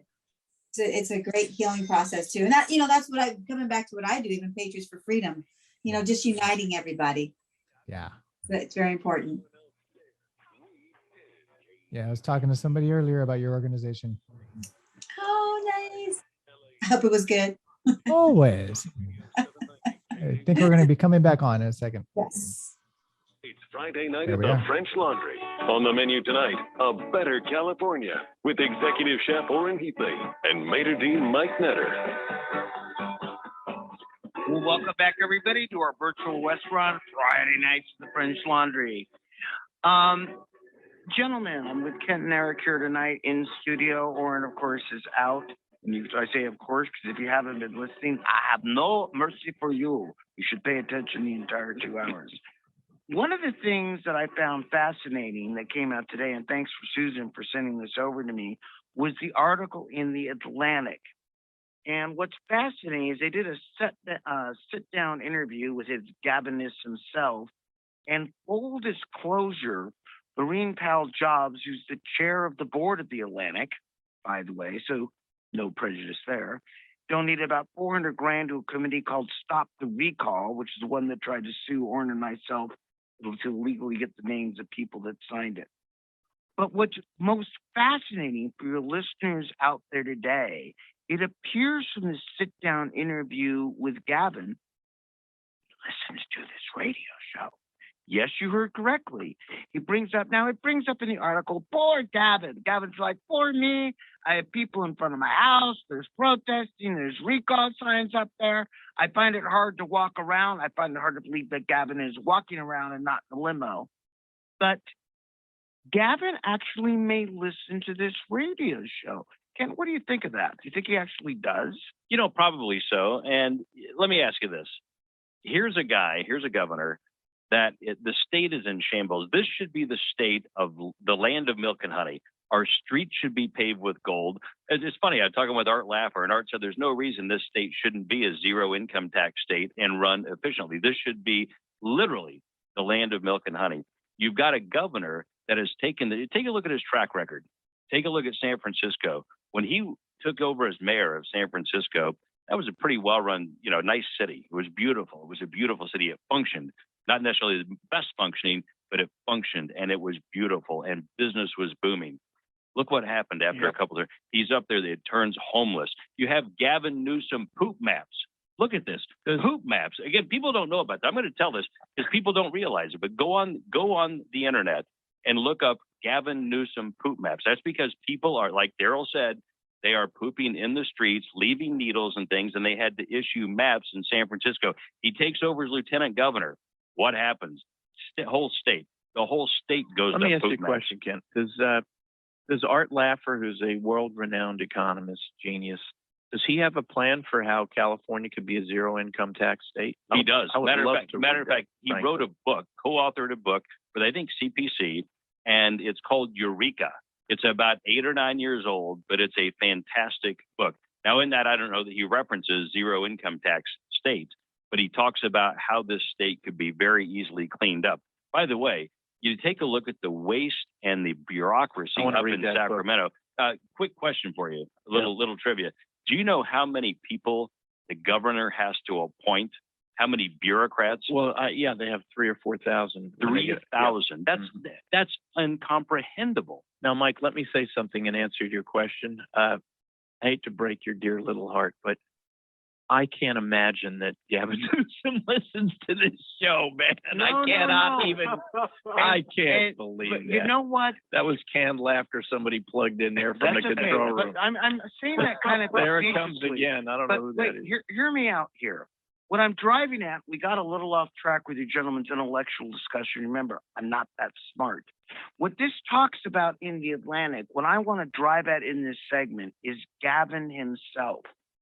Gavin, the person, because at the end of the day, we elected a person to make intelligent decisions. Now, I'm going to be something. He's got terrible judgment. Well, it assumes he's kind of intelligent. If you read Leadership this requires article, judgment and the guts to say things that's that the key I'm aren't driving going at. to, you know, Reading this article, aren't which I'm the doing, nice, you guys simple are things to talking here, say. right?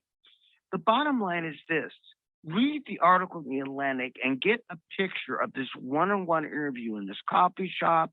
The Atlantic article. It's kind of like it's a woe is me. It's like, well, I should be accountable whether I like it or not because this, that, and the other.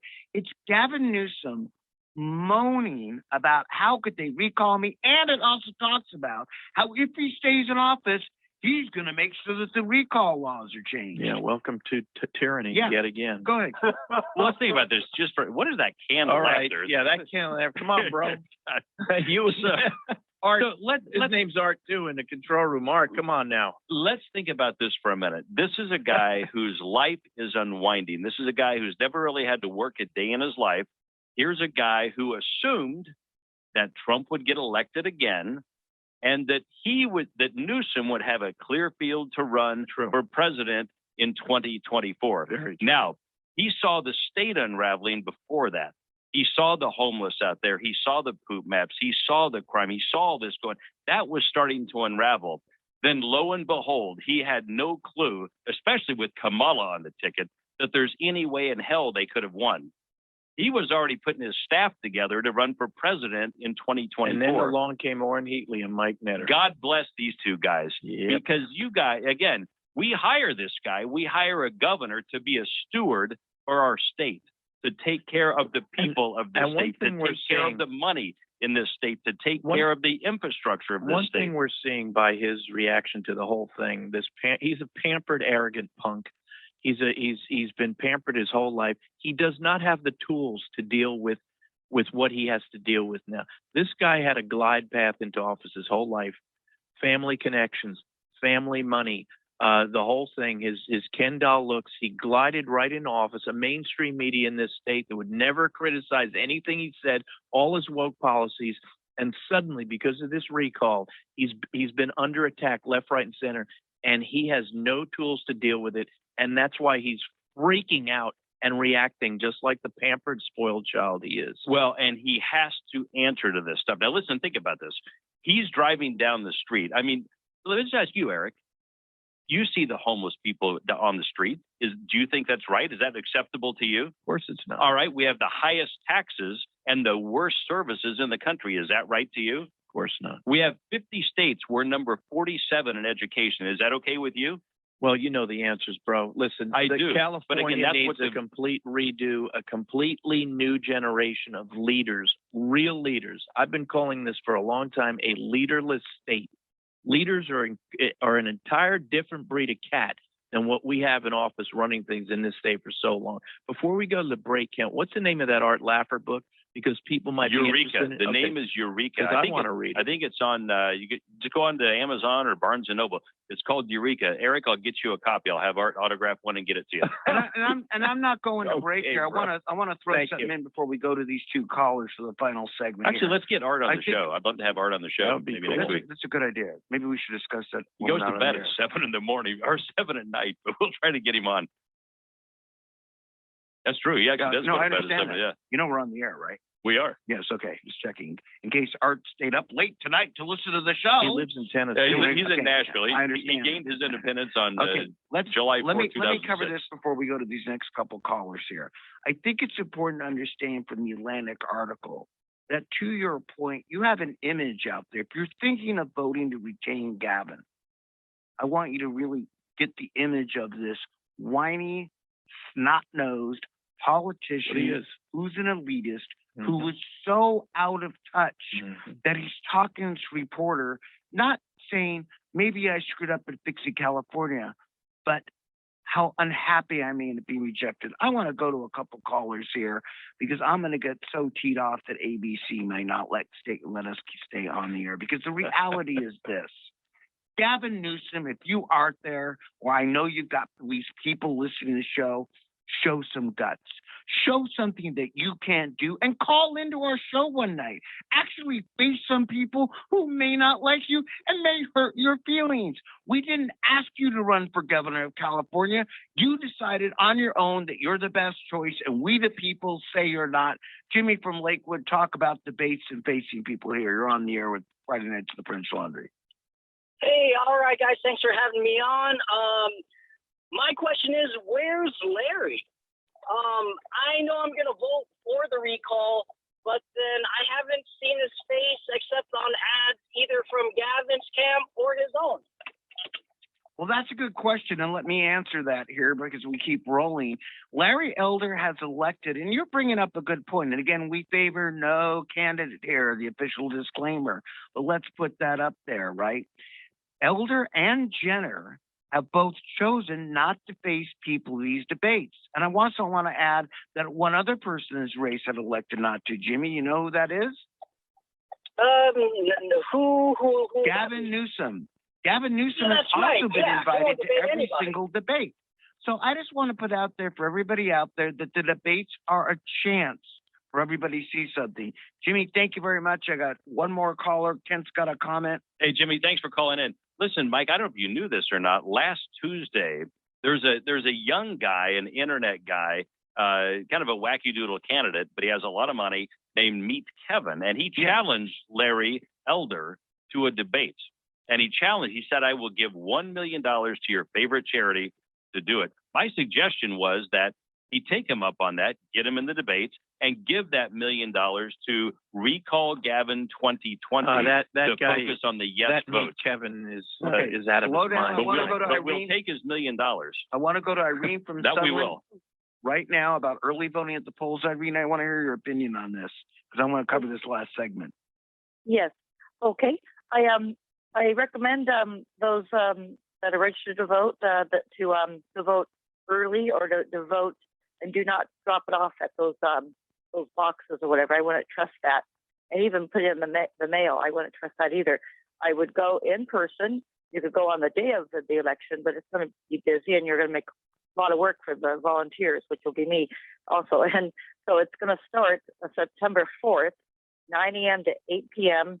It's September 4th through September 13th. It's 9 a.m. to 8 p.m.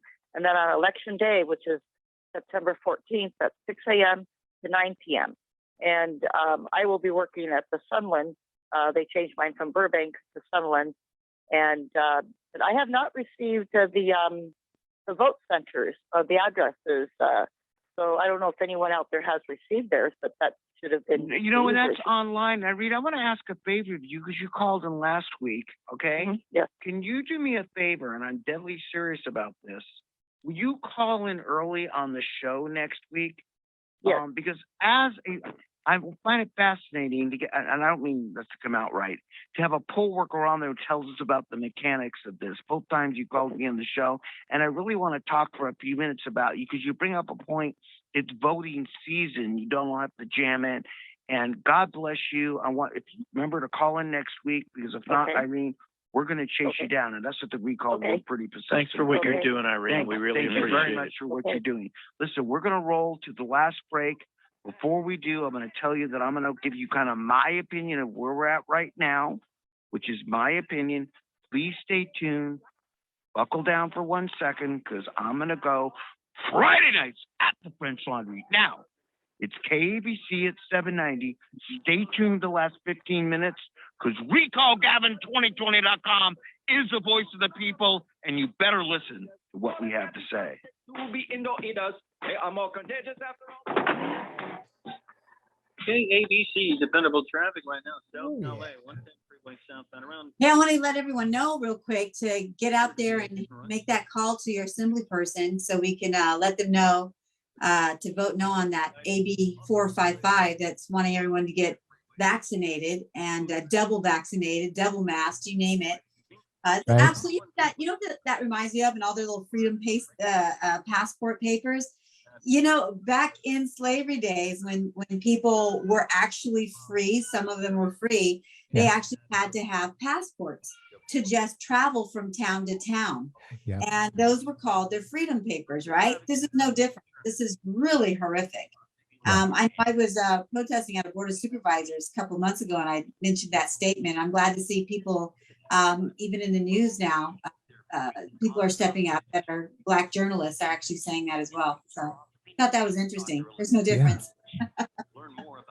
Yeah, so a friend of mine called me the other day and left me a voicemail saying, to get out there and vote early because there's no telling what Gavin's going to do, maybe shut us down or, or something like what we're witnessing right now. Yeah, that's true. You never know. But I kind of see that hard to, well, anything's possible, but, we still have, Kevin Kiley there probably save us from it. Yeah. But I think that it's going to be kind of hard for him to do. It's only 14 days away, but again, you never know. Right. What he might do. But I would definitely hold on to our ballots. If he did come out with something stupid, it would take at least a good 48 hours before it's going to be executed, in my mind. So if we then had to go to the register of voters and drop off there. Back on. Okay. Welcome back, everybody, to our virtual restaurant Friday nights at the French Laundry. This is our final segment. Look, everybody out there, I want you to listen. You've got to vote. Vote, vote, vote. Now, you can watch online. I want to be clear on some things that are happening over the next few weeks. What's happening over the next few weeks is this. It's election season. And many of you, as we saw last week, aren't fully cognizant of what that means. And I don't mean that disparagingly. Things are changing. And of course, one side is trying to manipulate it. They're going to try to play with your mind. They're going to do various Jedi mind tricks on you to make you think it's going one way or the other. But here's what's happening. One, you have the right to vote in person. I get so many calls all the time. It's like, oh, it's all mail-in. We have to find it. No, you have the right to vote in person. There are very few small counties, barely in range of the radio station up north, that don't have voting places. They have very, very tiny populations. There are voting places. Now, I want to stress again, the SOS is probably not, and that's a board of registers. Look, they're not rocket scientists. They make mistakes, but go in and vote. Sometimes your ballot don't have your polling place on the back of it. Sometimes you're told the wrong thing. But here's the thing, everybody. It's your responsibility. In this election, if you want to save this state, it's up to you. I said this earlier in the show. It's up to you to find out where your ballot is and where you can vote.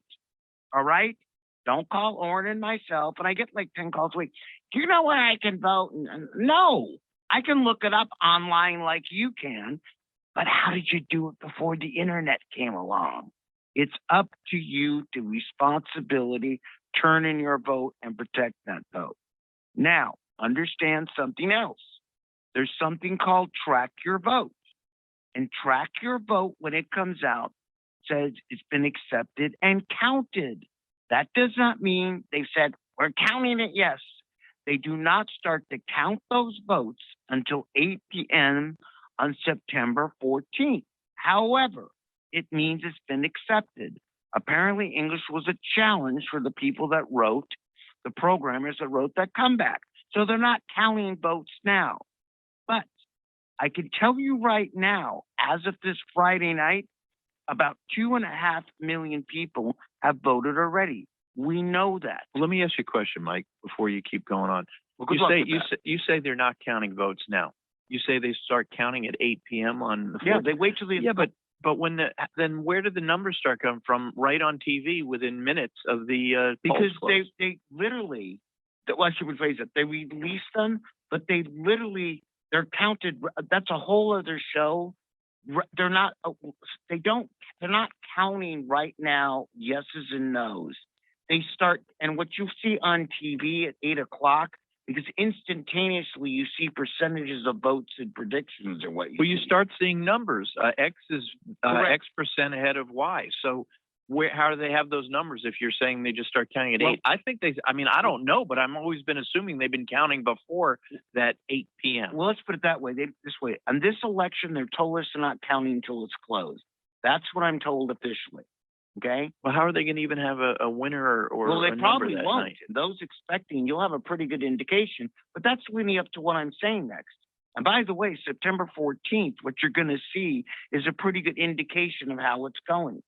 Now, Oh, I'm driving to a very important point here. okay, I'm just curious about when they Okay. actually start the So- counting, though. But So for people interesting. out there looking, because I don't want people to get discouraged or take it one way or the other, is what I'm saying.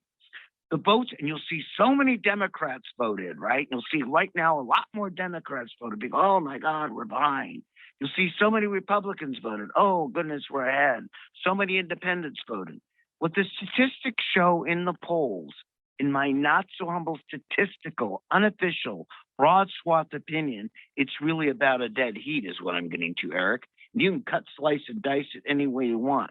Right now, if I was to say, look, it's 80% Republicans and 20% Democrats, I would guess we're ahead. If you were to say it's 100% Democrats and no Republicans, I would guess. How do we're you ahead. calculate that you believe it's a dead heat? Because when you look at the polls, right? Right. The polls, even like the CNN article that you sent me today, says about 40% of the Democrats would vote him out. So if you take the independents, and I'm cutting some slack. That's to the you, article that said that even Dems aren't right? supporting and this that's character. even what the Emerson poll said. Mhm. Don't assume that because a Democrat votes, they're keeping them. So if you take it all and mix it up, and I'll give you my secret formula because no one in the air will spill this out there. All right. This is basically how I'm calculating in broad swath. If you take 40% of the Democrats might vote him out. And then I'll take 40% of the independents might vote him out. Fair enough? And I'm going to go and make the assumption that 100% of the Republicans are going to vote him out. Okay? When I look at that mix, that's kind of where I'm getting it's about a dead heat. Now, I'm also going to allow for what I call 5 to 10% play back and forth. But at this point, it doesn't All right. matter. Well, listen, I do trust your numbers, Mike. You are like you got a way with numbers that always never fails to amaze me. I do still wonder about when they start counting the vote. And let me tell you why that's important to me. Because what we learned from the presidential election, where most Republicans, most conservatives shied away from sending in mail-in ballots. We had, for all the obvious reasons, we went to the polls to vote. Then when the polls closed and the numbers started immediately coming in, the numbers we started seeing were the numbers from the mail-in ballots that had been counted, over the weeks. And so the numbers skewed very heavily Democrat right when the polls closed. And when these polls closed on September 14th, I don't want to see numbers skewing very heavily in Newsom's favor. And that's why, I question whether or not they're counting now the mail-in ballots or they're going to be waiting until the closing. I'd be shocked if they haven't started counting. Well, they're right? processed, but they're not supposed to. But let's put that down for a second. And you have a point, Eric, and I don't want to get into the... When those polls close, I want to see percentages obviously saying, wait a second, Newsom looked like he's going. But here's what's interesting. And out the window. Prediction, and look, we've got a few minutes left. I want to get your closing segment here. The point I'm trying to make is this. This is going to be a close election, everybody. You can cut, slice, and dice. We need to make sure it's not too close. We need to make sure, and I said this earlier in the show, there is no dispute that we call this governor. Our state depends on it. Can't you literally have about a minute? Listen, Mike, what you guys have done is an absolute miracle. And I'll tell you, everybody in this state, Republican and Democrat, recognize the issues that are going on in this state. And I got to tell you, I'm optimistic, as you guys know, very optimistic that we can turn this thing around. I think you take a look at some of the candidates for governor, you've got some great quality folks. I think you take a look at Eric Early, who is, I know we're not supposed to mention, running for state's attorney or for the attorney general of this state. He's a guy who'll come in and kick that door down because this state needs a new sheriff in town. Eric's the guy to do it. What you guys have put together is amazing. And folks out there, I encourage you to make sure you get your ballots in, vote, and also go to recallgavin2020.com and give a couple of bucks just like I do. Run in there and give a few bucks. And Eric, before I go, Robin, one of our board members, is correct to me. You're probably right. She says she called the SOS. They start counting on August 30th. Okay, that Probably makes a don't lot more release sense. them until 8 o'clock. Thanks, Robin. Thanks, Robin. I know we're almost out of time here. I'll say something very quick. This is a We the People moment. This is a We the People movement. You guys created this tremendous hope for millions of people around the state and around the country. We can do this. We can recall this guy and get him out of office. So keep voting. Keep voting yes, everybody. And thanks for having me on again, Mike. Okay, everybody out there, yes, I was wrong when they turn in the ballots. I admit that on the air when they start counting, but I want everybody to understand this is literally a fight for the fabric of California and probably the fabric of our country. And everyone out there, we must do everything we can to take our state back. I'm going to say this. It's Friday nights at the French Laundry. Stand with us, the people. Move forward. It's time we took our state back, and now is the time. Everybody, vote. Vote yes. Vote. Get everyone to vote. Vote, vote, vote. God bless We'll see you next everybody. Friday. God bless us all. God bless us all, Californians. I don't care what party you belong to. We belong to the party of the people. That's right. Breathe us, just tell them it's important to follow all the law. How any violation might kill a grandma. Why you do what you want, even pardon in-laws. Mr. Mayor, how would you prefer your foie gras? Donated? Sir, we saw you at a party. It wasn't me. Eating at the French Laundry. It wasn't me. You even had the clam chowder. It wasn't me. Sir, we got you on camera. It wasn't me. You said we can't be super spreading. It wasn't me. So I missed my brother's wedding. It wasn't me. You jailed the barber for hair. This show is sponsored by the official Recall Committee California Patriot Coalition. Recall Governor Newsom 2020, number 1424018. Committee major funding from others include Rescue California, Recall Gavin Newsom, Prov 39 LLC, DGB Ranch. All right. That was another good show. Great. Thank you for having me, you guys. I really enjoy it. Oh, definitely good times. Definitely. Is Mike hearing us? They're still sticking around. What's happening? Are you okay? All right, I'm gonna take off. All right. Well, really quick before you go, tell us a little bit more about your organization. Oh, Patriots for Freedom. It is about unifying everyone, unifying under one vote. We will get to that point, but the most important thing is unify under God first. This is about bringing all the committees together, grassroots movement. Definitely. We don't need somebody paid by the government. Across party lines. On this race who hasn't received a paycheck from the government. Yeah. We need We're hearing the guys in the background. I hear him. Sorry, guys. You told me to unmute, so I am. Thank you all for participating. Well, and Mike, I'm going to go ahead and bug out and get the drive home. Sonia, thank you so much for the prayer, etc., because we could see it on screen, although I can't hear it. Tim, thank you as always for a fabulous job. Thank you as always for a fabulous job that you did behind the scenes. Everybody, we'll see you next week. We'll see you on the town hall. Remember out there, it's crunch time. Spread the word. I can't stress this anymore. I can find 1,400 ways to rant and rave. It's a simple election. Vote yes. Get out. Sonia. Spread the word. Tweet over and over. Thanks, Sonia. Eric says hi. Sonia, you're awesome. We love you. Okay. Thank you. Love you guys. Okay. Again, everybody out there, it's up to us. If you're watching this on Facebook or anywhere you are, vote.